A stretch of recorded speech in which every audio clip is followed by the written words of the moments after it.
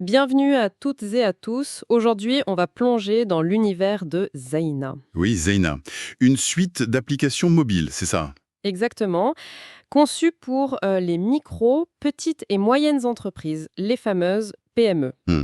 L'idée, c'est de les aider à passer au numérique, c'est ça? Se professionnaliser. Tout à fait. Avec un outil qui se veut simple, sécurisé et surtout accessible depuis un smartphone. D'accord. Et sur quoi on se base pour en parler? Alors, on a plusieurs choses. Des vidéos de formation de Pulsar Technologies, très pratiques. Ah oui, qui montre comment ça marche concrètement. Créer un compte, gérer les produits. Voilà, la vue client, l'encaissement, tout ça.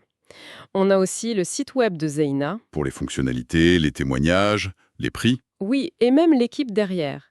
Et puis un document un peu plus spécifique Ah, sur quoi? sur l'application de Zeina pour les agriculteurs modernes. Un cas d'usage assez précis. Intéressant. Ça montre une volonté d'adaptation sectorielle peut-être. C'est possible. Donc l'objectif aujourd'hui, c'est quoi? C'est de comprendre comment Zeina fonctionne, d'identifier ses points forts pour les entreprises, leurs clients aussi. Et évaluer son potentiel, j'imagine. Surtout dans des contextes comme l'agriculture, comme tu disais. Voilà. Alors, on décortique. Par quoi on commence? La base, la création du compte pro, Zeina Business. D'accord. L'application avec l'icône rouge, c'est ça? C'est ça. On télécharge sur l'App Store, le Play Store. Bon, ça c'est standard. Oui. Et l'inscription? Les infos habituelles. Nom, prénom du gérant, un numéro de téléphone pro, il précise, un email. Le numéro de téléphone comme identifiant principal, j'imagine. C'est courant. Oui. Et puis, création de mot de passe, acceptation des CGU, classique quoi. Mais il y a une étape de sécurité en plus, non? Après la connexion. Ah oui, tout à fait. Un code secret à définir pour sécuriser l'accès. Ce qui n'est pas un luxe, vu qu'on va gérer des données sensibles, des paiements. Clairement. Bon, une fois inscrit et sécurisé, il faut configurer le profil de l'entreprise. Donner une identité numérique en quelque sorte. C'est ça. Logo, nom commercial, description de l'activité et un truc important, indiquer si on fait des livraisons ou pas. Ça doit conditionner certaines options après. Sans doute. Puis choisir le secteur d'activité, la ville et même la localisation précise. La géolocalisation, essentielle pour la marketplace, j'imagine, pour trouver les commerces proches. Exactement, on y reviendra. Ça relie le numérique au local. Tout à fait. Si on en a un, Ça montre que Zena veut s'intégrer. ça fait sens. Et après ça, étape cruciale, non? Les paiements. Ah oui, définir comment les clients à distance peuvent payer. Et là, l'accent est mis sur le mobile money. Wave, Orange Money, KPay, les grands acteurs locaux sont cités. Oui, avec la mention «le choix est votre». C'est une adaptation clé au marché. C'est plus qu'une adaptation, c'est une nécessité dans beaucoup de pays africains. Le mobile money est partout. C'est clair. Le proposer dès le départ, ça facilite les ventes en ligne, c'est sûr. Absolument. Et pour finir, cette config initiale, Les horaires d'ouverture?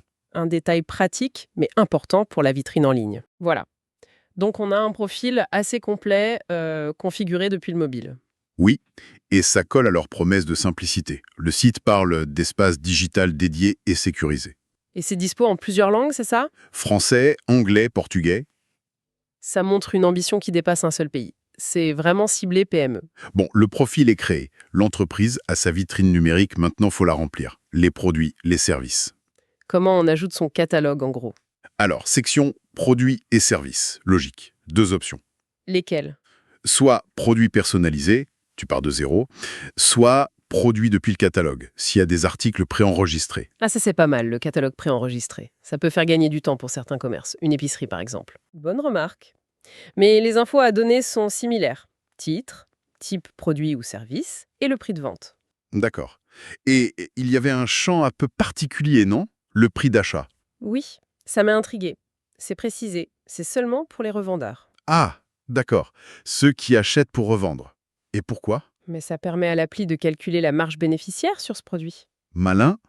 Pour un petit commerçant avec plein de références, avoir la rentabilité par produit directe dans l'appli, C'est un vrai outil d'aide à la décision, ça va au-delà du simple catalogue. carrément. Ça touche à l'analyse de rentabilité. Et on ajoute aussi, bien sûr, la quantité en stock. Essentiel pour pas vendre ce qu'on n'a plus. Oui, une catégorie, une description. Et des visuels. Jusqu'à 4 photos par produit. Et la gestion des stocks, elle est comment? Il y a des alertes? Oui, l'appli alerte quand le stock est bas ou épuisé. C'est une base, mais c'est crucial. Pour éviter les frustrations clients et gérer le réappro. Il y a même une fonction promotion pour afficher un prix barré, un prix réduit. Le classique marketing, intégré directement. Et on peut même ajouter des vidéos. Ça, c'est intéressant. Pour un artisan, un resto. Ah oui, une vidéo, ça peut être beaucoup plus parlant. Ça donne vraiment vie au produit. Donc on voit qu'ils essayent de couvrir pas mal d'aspects. Description, visuel, promo, stock. Et même la rentabilité pour les revendeurs avec ce prix d'achat. C'est assez complet pour la gestion de l'offre produit. Le site dit gérer facilement votre catalogue, mais ça a l'air d'aller plus loin. Oui, ça intègre des outils marketing et de gestion qui sont parfois complexes à mettre en place, autrement pour une PME. Bon, l'entreprise a sa boutique en ligne, bien remplie, mais le client, lui, comment il voit tout ça? Il lui faut une autre appli. C'est ça, l'appli Zena Client. L'icône blanche cette fois. D'accord. Et c'est là qu'il y a la marketplace. Exactement, présenté comme multi-pays, multilingue, multidevise. Ambitieux. Et sa spécificité, c'est la géolocalisation, c'est ça? Elle montre les entreprises proches. Oui, une vidéo parlait d'un rayon de 5 à 15 km, ajustable. On peut trier par distance. Intéressant comme approche. Utiliser le numérique pour le commerce de proximité. Ça peut être un vrai plus face aux grandes plateformes, plus anonymes. Découvrir ce qu'il y a autour de soi. Et pour naviguer, le client a le choix. Oui, deux vues. Soit par entreprise, la liste des commerces proches, soit par type de produit, classé par catégorie. D'accord. Si je clique sur une boutique, je vois sa vitrine Internet. C'est ça, avec tous ses produits et services. Et là, je peux faire quoi? Juste regarder? Non, non, plein d'interactions possibles. Partager le profil, appeler, voir sur la carte. Ajouter aux favoris aussi. Accéder aux réseaux sociaux de l'entreprise. Oui, tout ça. L'idée, c'est de faciliter le contact, la mise en relation. On voit bien le double avantage. Visibilité pour l'entreprise. Oui, sa vitrine Internet, la marketplace digitale. Il y a un témoignage sur le site Absafal qui parle d'élargir sa clientèle à l'international. Donc ça va peut-être au-delà du local pur. Ah, d'accord. Et pour le client, c'est la facilité. Trouver, contacter. C'est ça, la commodité. Et pour commander alors? Classique. Sélection des articles, quantité, ajout au panier. Puis, envoi de la commande à distance. Simple. Mais il y a un truc en plus, non? La messagerie. Ah oui, point important. Une messagerie intégrée et sécurisée. Ils insistent sur la traçabilité des messages et documents.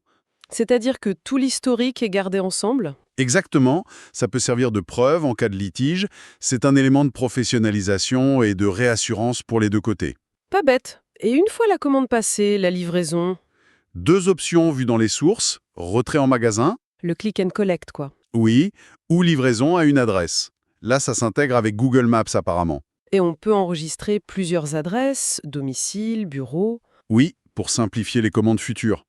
Donc, de la découverte à la livraison, en passant par la discussion sécurisée, ils essayent de couvrir tout le parcours client en ligne. C'est l'idée, oui. Fluidifier l'expérience d'achat et donner aux PME des outils pour proposer une expérience client plus moderne, plus structurée. Mais ça ne s'arrête pas en ligne, si j'ai bien compris.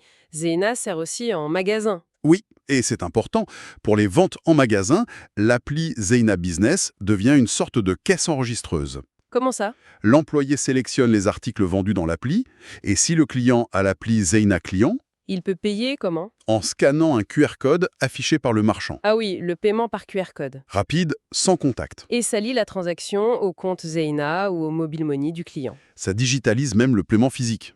Et si le client n'a pas l'appli? Il paye en espèces. Oui, par exemple. Le vendeur enregistre ça comme client externe, mais la transaction est quand même notée dans le système Zeina de l'entreprise. Donc ça centralise tout. Vente en ligne, vente physique. C'est ça l'approche multicanale, essentielle aujourd'hui. L'outil essaie de tout rassembler. Et la gestion des commandes en ligne, côté entreprise, ça se présente comment? Menu commande. On suit le statut. Reçu, payé, en préparation, prête, livrée. Et le client est notifié? Oui, des mises à jour importantes. Ça assure la transparence. Et après, le client peut noter? Oui, après la livraison, système d'étoiles pour évaluer la commande, le service. C'est un retour direct pour l'entreprise. Pour s'améliorer, exactement.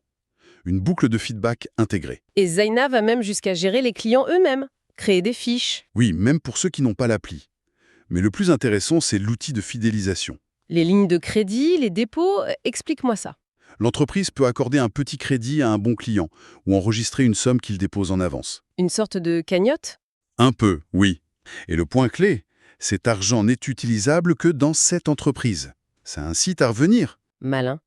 C'est une fidélisation très directe, très locale. Adapté à une relation de proximité, oui. Ça crée un lien plus continu. Et au-delà des ventes, quid des dépenses de l'entreprise? On peut les suivre aussi? Oui, section gestion des dépenses et achats, pour suivre les sorties d'argent. Quel type de dépenses? Deux types, dépenses de trésorerie et charges d'exploitation. Les exemples sont parlants. Une recharge Internet Wi-Fi, c'est une charge type électricité. Un taxi pour acheter des fournitures, c'est une dépense type transport. D'accord. Ça aide à catégoriser, à y voir plus clair dans les coûts. C'est un premier pas vers une gestion financière plus sérieuse, même pour une TPE. Et tout ça, vente, clients, dépenses, ça alimente des rapports, une compta? Logiquement, oui. Le site parle de gestion de la facturation, de la comptabilité et du reporting. C'est souvent là que le bas blesse pour les PME, avoir une vue d'ensemble. Tout à fait. L'appli génère des rapports sur les transactions, les dépenses, l'inventaire, les clients. Il est même question d'un assistant comptable intégré et de bilan mensuel ou annuel. Si c'est bien fait et facile à lire, c'est un énorme avantage. Et ça peut même aider pour les crédits. C'est ce que dit le document sur l'agriculture. Des rapports clairs renforcent la crédibilité financière auprès des banques. Ça peut débloquer des financements. C'est très concret comme impact. Et cette adaptation à l'agriculture, elle va plus loin. Oui, on parle de gestion de stock bord-champ. Adaptée au terrain, quoi. Peut-être même hors ligne. C'est possible, ou avec peu de réseau. L'intégration des paiements locaux, Wave, etc., est aussi mentionnée comme cruciale. Et ce support dédié, Le Business Enabler Zaina. C'est quoi exactement? plus qu'un support technique, apparemment. Pour l'agriculture, cet agent forme à l'outil mais aide aussi à interpréter les données. Ah oui, pour prendre de meilleures décisions? C'est l'idée, transformer les chiffres en infos utiles. C'est de l'accompagnement métier, en fait. C'est une approche intéressante.